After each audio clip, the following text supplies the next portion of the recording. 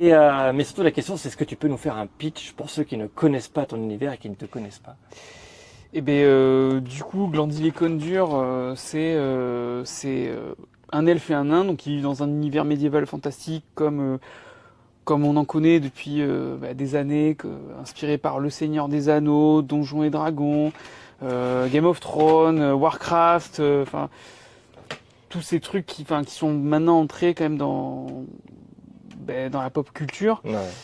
Et donc voilà, ça s'inscrit un peu dans ces univers-là.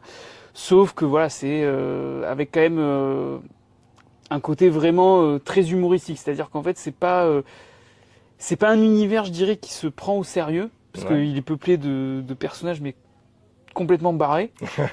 Enfin voilà, je m'attelle à ce que les personnages soient toujours complètement tarés, qu'ils aient des vies complètement incroyables, même quand c'est des illustres inconnus du fin fond de la taverne. En fait, ils ont toujours des trucs ou des défauts complètement fous. Donc Glandil et Condur, en fait, c'est un elfe et un nain qui sont des mercenaires. Mm. Et en fait, voilà, ils vivent des aventures. Des aventures assez incroyables. Ils vont chercher des trésors, combattre des orques, se plonger dans des batailles épiques comme on peut en voir dans tous ces univers de fantasy. Ah oui.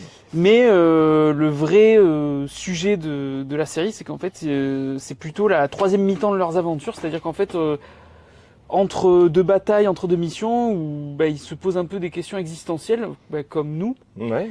et ils s'interrogent un petit peu sur leur société et un petit peu tout ce qui la fait bouger, tout ce qui remue aussi leurs contemporains. Et ils cherchent un peu leur place là-dedans.